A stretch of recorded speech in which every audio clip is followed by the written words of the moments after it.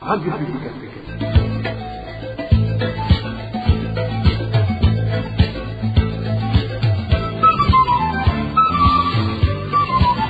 Radio Publique Africaine.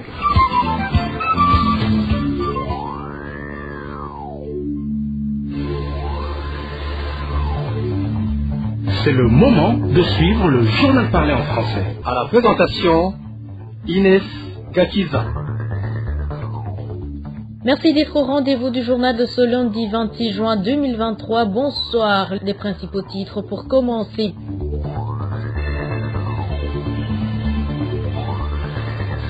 La gestion de la monnaie se base sur la confiance et non le forcing, rappel d'un ancien ministre des Finances qui demande au gouvernement de revoir ses décisions en rapport avec la monnaie. Des Burundais restent toujours victimes du crime de torture. En cette journée dédiée au soutien des victimes de la torture, Akat Burundi déplore que même sous le régime Ndayishimiye, le crime de torture est toujours commis et les auteurs protégés. Et enfin, le camp des réfugiés de Nakivale en Ouganda sans eau potable depuis un certain temps. Les réfugiés font recours à l'eau sale et craignent des maladies de manque d'hygiène. Voilà pour le sommaire.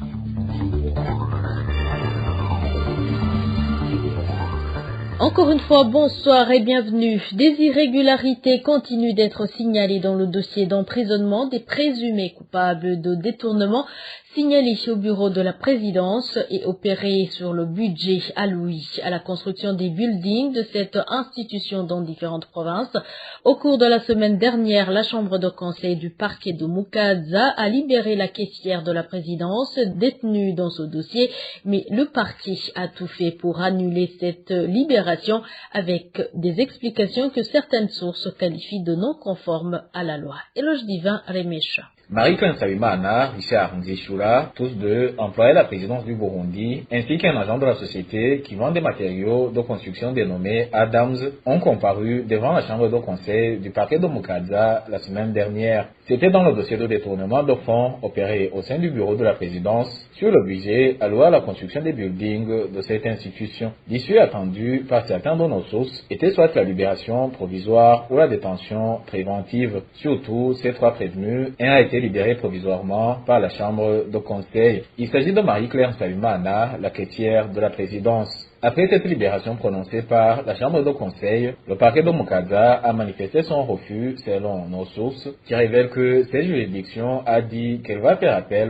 devant la cour d'appel. Chose normale jusque-là selon nos sources qui indiquent avoir été surpris après par le fait que le parquet a signalé qu'elle doit également interroger de nouveau la caissière Marie-Claire Nsabimana. Ces sources font savoir qu'ils ont trouvé en cette annonce qu'il y aurait une main invisible derrière qui tenterait d'empêcher que la vérité sur ce dossier soit connue. Entre-temps, tous les trois prévenus ont retourné à la prison centrale de Mimba. À titre de rappel, certains collègues de Marie-Claire Nsabimana et Richard Nzishura à la présidence ont réclamé plus d'une fois leur libération, arguant que ces deux employés de la présidence ne sont victimes que de leur désaccord et cris d'alarme sur ces détournements au moment où ils étaient opérés. Ces mêmes sources accusaient de leur côté de hauts fonctionnaires de la présidence d'être derrière ces détournements. Les hauts fonctionnaires cités étaient Edmond Dieudonné Akizimana, le chef du service chargé de la gestion et du personnel, également supérieur direct de Marie-Claire Nsabimana, qui existait sous la complicité de son supérieur, le chef de cabinet civil à la présidence, le colonel Aloïse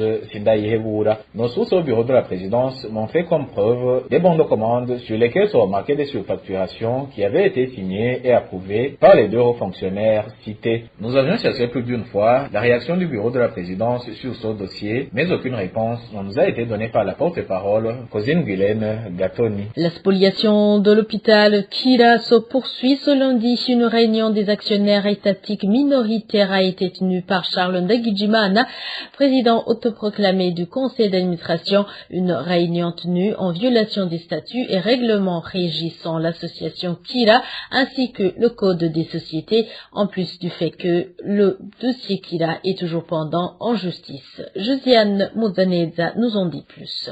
Comme on peut le lire sur l'invitation en question délivrée par Charles Ndagijimana, président AI autoproclamé du conseil d'administration de l'hôpital Kira. 4 points étaient à l'ordre du jour. Il s'agit de l'adoption du procès verbal de la réunion du 24 avril 2023, du suivi des recommandations émises à la suite de la réunion avec les actionnaires tenue en date du 5 mai 2023, de la finalisation du projet des statuts de Kira Hospital SA Swiss Clinic, de la préparation d'une assemblée générale des actionnaires prévue en date du 10 juillet prochain, ainsi que des divers. Et quand ils parlent des actionnaires, ils sous-entendent les actionnaires publics et parapublics uniquement, vu que les actionnaires privés, que ce soit ceux burundais ou étrangers, ont été rayés de l'équation, ce qui constitue une violation flagrante des statuts et du règlement d'ordre intérieur de l'association Kila, mais également du code des sociétés qui stipule que la partie minoritaire ne peut en aucun cas prendre une quelconque décision engageant la société au nom et en l'absence des actionnaires majoritaires.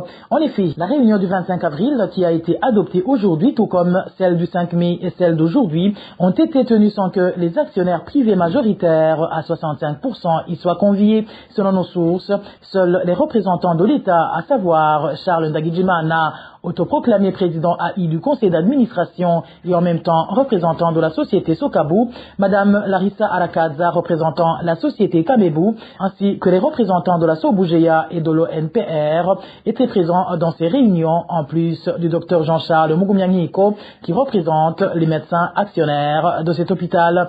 Bref, sur les 11 membres que compte le conseil d'administration de l'association Kila, seuls 5 ont répondu présents à ces réunions, alors qu'ils ne totalisent que seulement 35% de l'actionnariat, d'où ils ne sont pas habilités à prendre aucune décision comme stipulé par le code des sociétés, ainsi que les statuts et règlements de l'association Kila, ce qui selon nos sources serait à l'origine de la fuite en avant de Charles Ndagijimana, autoproclamé président AI du conseil d'administration de Kila, lequel fait tout pour réaménager en sa faveur les statuts et règlements de cette association en vue de légitimer sa position lors de la prochaine audience prévue le 30 courant, étant donné que c'est la 6e et dernière convocation lui donnée par le tribunal du commerce. Ici, c'est sans oublier que, comme on peut le lire sur la convocation de la réunion tenue ce lundi 26 juin, il se considère déjà comme le président à part entière du dit conseil d'administration. Et plus d'un se demande comment le gouvernement et la justice peuvent laisser le champ libre à quelqu'un considéré comme un usurpateur de convoquer des réunions à sa guise et de procéder à des modifications majeures d'une société encore en litige au moment où le tribunal du commerce n'a pas encore statué sur cette affaire. Merci à toi, Josiane Moudaneza. Et parlons économie sans transition. La carence des billets peut provoquer une grande perte de confiance dans le système monétaire, craint un ancien ministre burundais des Finances. Dans une analyse faite à la rédaction de la RPA, l'ancien gestionnaire du budget de l'État interpelle le gouvernement à faire attention dans ses politiques de gestion de la monnaie, car elle ne se gère en aucun cas par le forcing. Marie-Ange Irakoze. La récente mesure des changements des gros billets du pays n'est en rien une mesure monétaire, critique un ancien ministre burundais des Finances. En cas de changement de billets pour des fins monétaires, explique l'ancien ministre, le gouvernement donne un délai suffisant de 3 à 6 mois, précise-t-il, pour retirer progressivement du marché les billets remplacés. Les billets différents fonctionnent en même temps durant cette période. Pour cet ancien dignitaire, les 10 jours accordés ont bel et bien prouvé que la raison derrière cette mesure n'a rien à voir avec la monnaie. C'est évident que les mesures constituent par contre une sanction contre certaines personnes. Une mesure monétaire ne peut causer de pertes monétaires à la population comme la récente l'a fait. Pour l'ancien gestionnaire du budget de l'État, le gouvernement s'est montré pressé à lancer la mesure. L'insuffisance des billets, qui se remarque même aujourd'hui, le prouve à suffisance, souligne-t-il. Une situation qui peut accentuer la méfiance qui existait déjà dans la bancarisation. Donner de l'argent pour rentrer avec un reçu, ne pas pouvoir retirer son argent dans les différents établissements financiers peuvent pousser les Burundais à garder du cash. Et malheureusement, la mesure aurait été contre-productive car à l'annonce de cette mesure de changement des billets de 5 000 et de 10 000 francs, le gouverneur de la BRB avait expliqué qu'elle vise entre autres à lutter contre la thésaurisation. Le moyen le plus efficace de lutter contre cette thésaurisation conseille l'ancien ministre des Finances et la promotion des autres instruments de paiement comme le paiement électronique. Or, regrette l'ancien ministre, les Burundais favorisent beaucoup le cash, que même les prix donnés par le président de la République sont en cash. Ici, cette autorité rappelle le prix des ADG. Dernièrement accordé, la lauréate a reçu 20 millions de francs burundais cash. Pour terminer son analyse, l'ancien ministre burundais des Finances a appelé le gouvernement à plus de vigilance. La monnaie ne se gère point par le forcing, ce n'est que par la confiance. Aux dirigeants de la Banque centrale, l'ancien ministre leur fait un clin d'œil.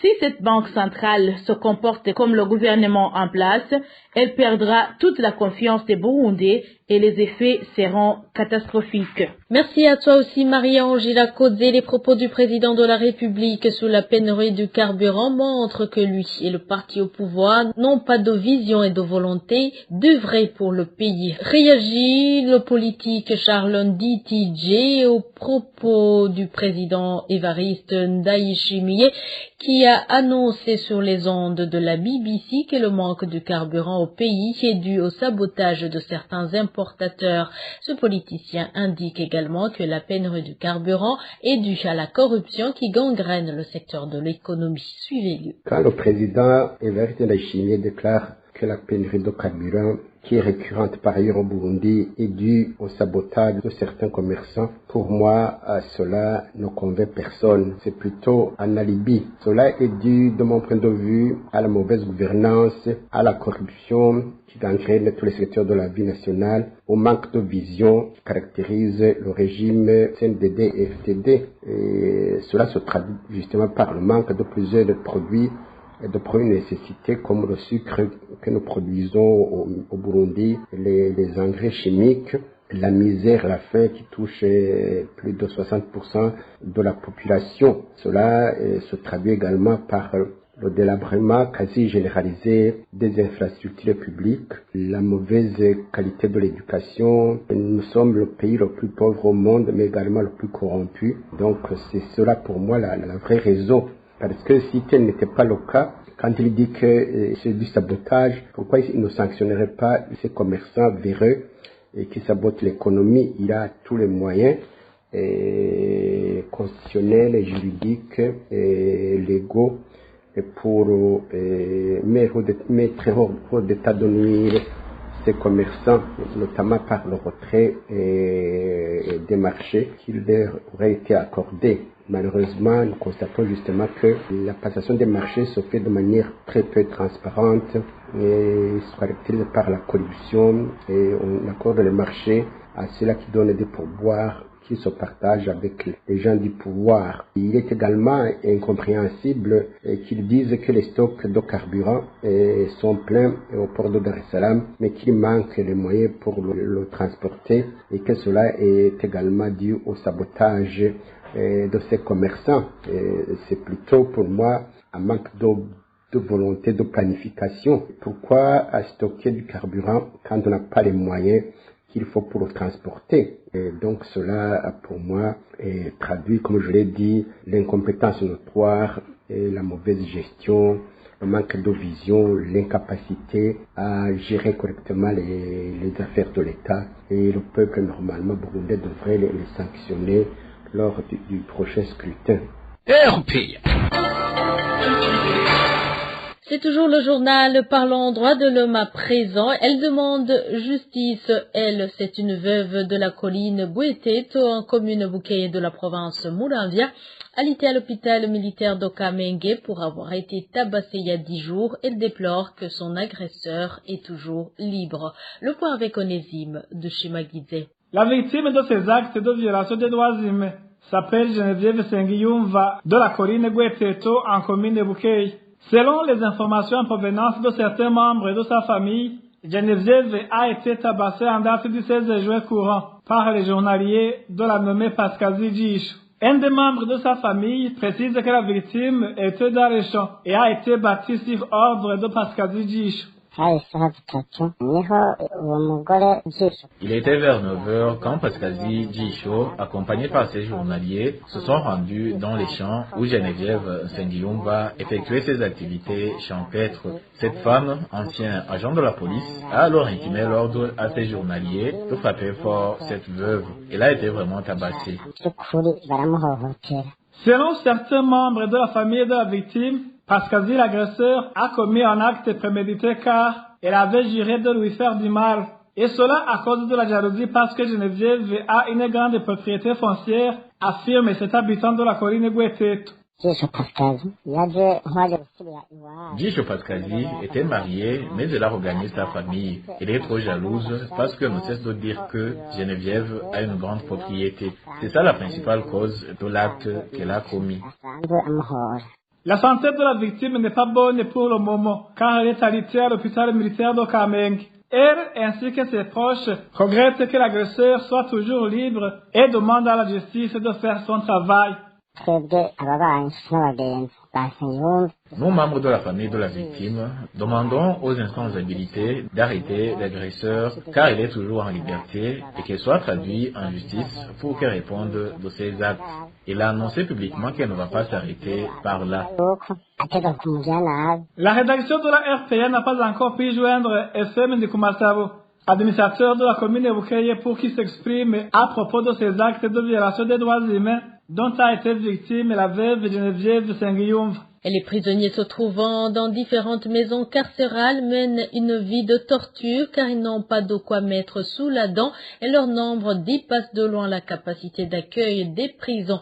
Propos de la coordinatrice de la CAT Burundi à l'occasion du Journée mondiale pour le soutien aux victimes de la torture. Anita Gatelete fait savoir que le crime de torture persiste même au pouvoir d'Évariste Ndayishimiye et ceux qui le font restent impunis. Au sein de la CAT Burundi, on constate que 3 ans après l'accession du président Evariste Ndayishimiye au pouvoir, le Burundi se soustrait toujours à ses obligations de lutte contre la torture, alors qu'il a adhéré à la Convention contre la torture et peine ou traitement cruel et dégradé depuis 1993. En effet, la torture est utilisée comme moyen d'intimider, de harceler, d'extorquer des aveux, ou encore d'humilier les opposants ou d'autres personnes perçues comme telles. Là, on fait référence aux membres du Parti Congrès National de Libération, aux personnes soupçonnées de collaborer avec les groupes armés ou les personnes ayant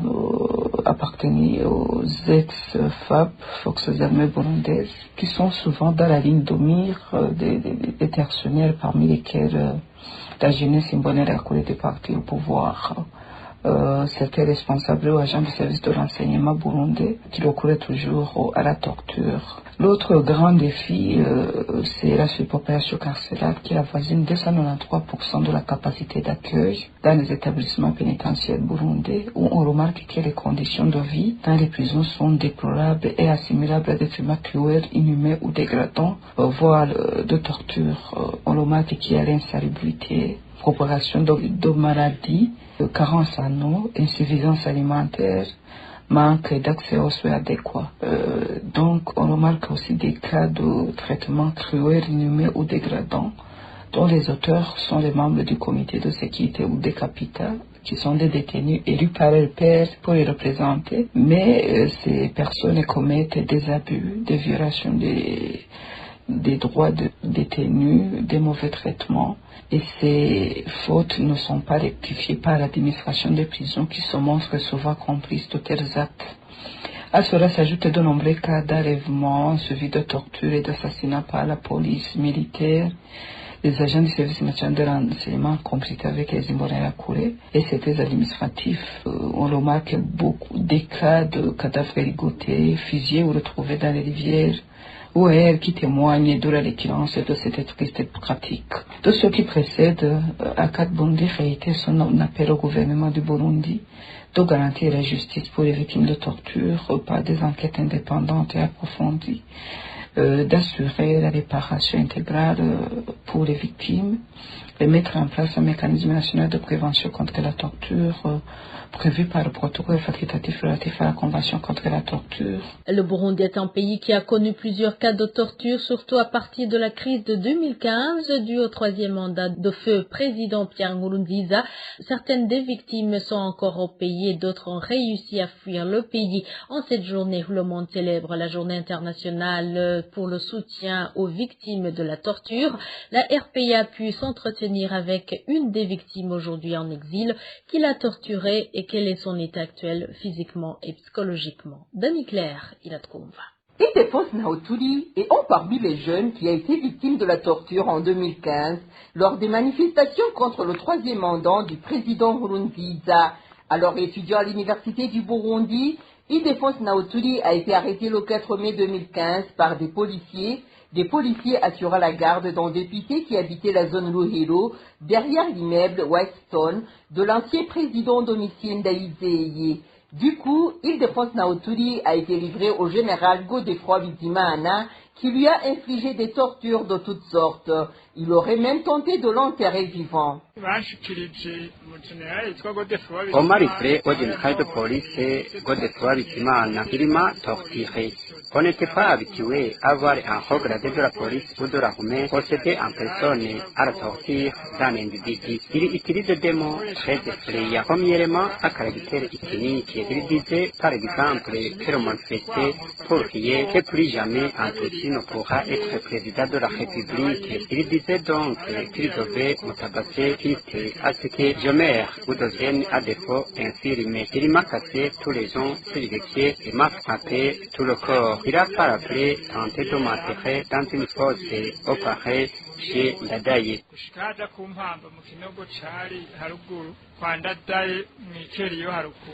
Par la grâce de Dieu, il a quitté les mains de ce général et encore le souffle des vivants. Cependant, il était loin d'être sauvé de la torture. Une fois dans les mains de la police présidentielle, il a encore une fois été torturé. Là, il se serait évanoui et aurait passé 3 jours inconscient. On a décidé par après de me transférer à la documentation. C'était vers la tombée de la nuit. Une fois à la documentation, il ordonne aux policiers gardes des cachots de faire de moi ce qu'ils veulent, à que j'étais un assassin et que je m'étais révolté contre un président pacifique. Je me suis fait tabasser jusqu'à perdre connaissance. J'ai passé 3 jours inconscient et je dormais à mes tôles sur le ciment. Les agents de la CICR sont venus, mais ils n'ont pas voulu qu'ils me voient parce qu'ils ne voulaient pas que je sois soigné. Après 7 jours à la documentation, Ildefonse Ntahoturi a été transféré à la prison centrale de Mimba. Il ne lui a pas été permis de se faire soigner, mais au moins il dit qu'il pouvait pousser à neuf de soulagement. Ildefonse Ntahoturi a finalement été libéré, mais il garde les séquelles des tortures subies. Aujourd'hui, je ne vois qu'avec un seul œil. Si la dizaine que l'autre est de problème, ça signifie que je serai condamné à rester à la maison. Même aujourd'hui, il y a des choses que je ne parviens pas à faire puisque je ne vois avec un seul œil fonctionne. Psychologiquement, c'est de la peur que j'ai de retourner au pays. Quand on avait libéré, on avait déjà mis en place un commando pour m'éliminer.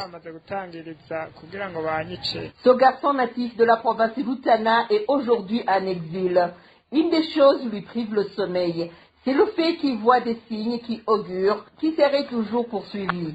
Et en page sécurité, la rédaction de la RPA a pu répertorier 5 personnes assassinées au cours de la semaine écoulée. Ce crime a été commis dans 5 différentes provinces et parmi les personnes assassinées, un enfant. Eric Niyonzima. En province de Bubanza, un enfant de 11 ans a été retrouvé mort à la 7e avenue sur la colline Mousseigne en commune Manda vendredi dernier. Nos sources à Manda indiquent que cet enfant avait passé la journée en train de jouer avec d'autres enfants. Son corps était suspendu dans une maison d'un voisin. Les administratifs locaux et les voisins ne comprennent comment un enfant de tel âge peut se suicider. Une autre personne qui est morte dans des circonstances suspectées est le caporal chef Dieudonné de Komagenge du camp de Chibitoki. Sa famille a été informée de la mort de la victime jeudi dernier. Dieudonné de Komagenge serait morte d'une grenade. Nos sources dans la famille de Dieudonné de Komagenge indiquent que le fait Dieudonné avertit sa famille qu'il était poursuivi des personnes non identifiées depuis dimanche dernier. Même en province de Gitega, il y a eu mort d'une personne dans des circonstances obscures. Il s'agit d'un certain Alvera Runziza, femme d'une trentaine d'années. Elle était de la colline Kiremba, en commune Itaba de la province de Gitega. Son corps était suspendu à l'intérieur de sa propre maison. Sa famille pensait qu'il s'agirait d'un simulacre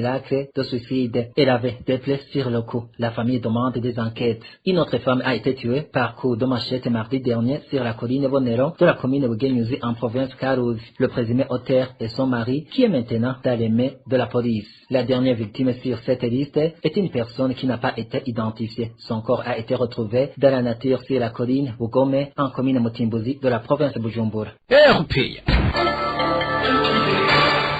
Le nombre de personnes qui consomment les stupéfiants au Burundi ne cesse de s'accroître du jour au lendemain, car les types de stupéfiants consommables au Burundi gagnent aussi du terrain jour après jour. Réaction d'un observateur burundais qui a déjà vu les conséquences de cette pratique.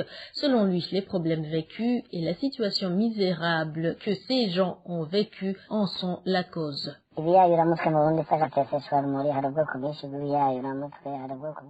La consommation de stupéfiants au Burundi est une réalité et il y a plusieurs sortes de stupéfiants comme cannabis, héroïne, amphétamine et des médicaments comme le diazépam et le tramadol.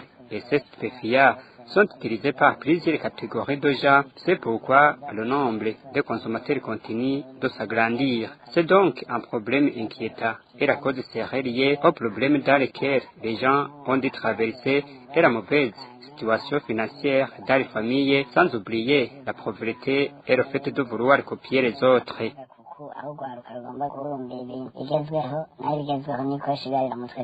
Les conséquences de la consommation des stupéfiants sont nombreuses. Cet observateur indique que celui qui se donne à cette pratique ne peut plus être capable de se développer, sans oublier qu'il devient la scène de différentes maladies. La commercialisation des stupéfiants est donc difficile de combattre car les auteurs agissent dans le plus grand secret, ajoute cet observateur.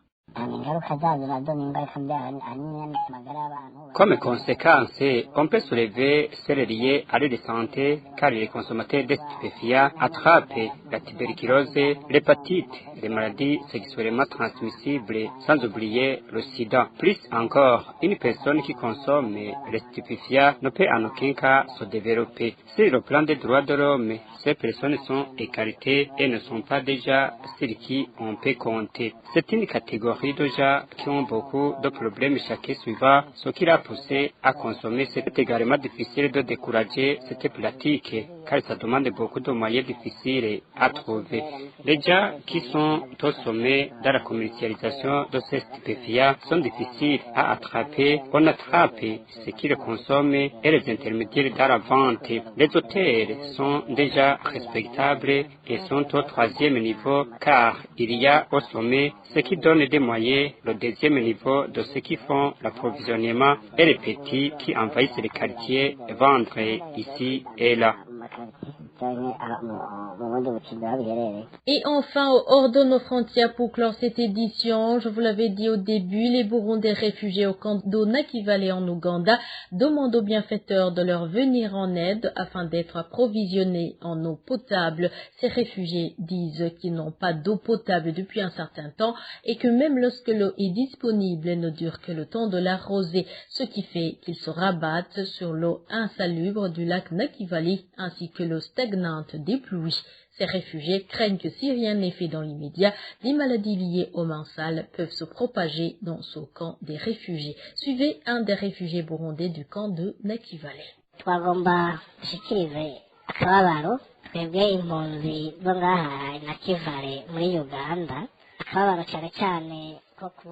Nous, les réfugiés du camp de Nakivale en Ouganda, nous voulons exprimer notre peine suite au manque criant d'eau potable. Depuis plusieurs jours, nous faisons face à un problème de manque d'eau. Même lorsqu'il arrive que l'eau est disponible, on ne reçoit qu'un seul bidon ou deux alors qu'on vient de passer 2 ou 3 jours sans eau potable. Et tu reçois ces 2 bidons d'eau alors que tu as une grande famille qui en a besoin. Cela cause un très grand problème dans le camp, car les réfugiés vont puiser l'eau très sale du lac Nakivale ou encore ils vont puiser les eaux malpropres qui stagnent dans les fosses. Cependant, nous avons des informations que le secteur de l'eau a un grand budget dans ce pays, mais nous sommes étonnés de voir que les réfugiés vivent toujours avec ce problème de manque d'eau. Ainsi, cela peut avoir des conséquences néfastes sur la santé des réfugiés qui peuvent attraper des maladies comme la dysenterie ainsi que d'autres maladies liées au manque d'hygiène.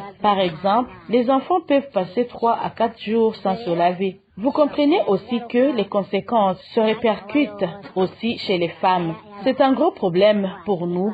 C'est pourquoi nous sommes en train d'alerter pour que ceux qui ont une voix qui porte loin puissent plaidoyer en notre faveur et demander pourquoi les réfugiés du camp de Nakivale ne sont plus servis en eau potable. La situation se présente ainsi alors qu'il y a des véhicules de l'ONU chargés d'apporter de l'eau aux réfugiés en cas de manque d'eau.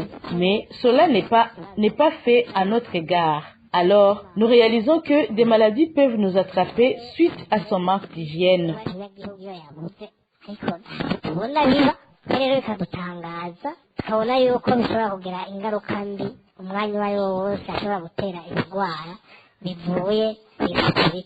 Et voilà, c'est sur cette intervention de ce Burundais réfugié au camp de Nakivale que nous mettons point final à ce journal.